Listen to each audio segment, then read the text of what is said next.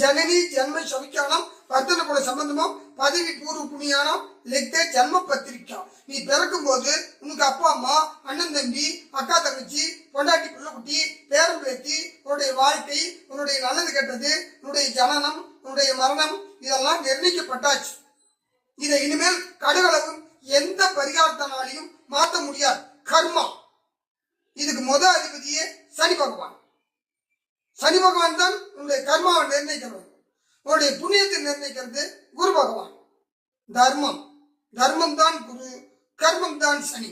இந்த ரெண்டு பேர் தான் உன்னுடைய வாழ்க்கையை நிர்ணயம் பண்றவங்க.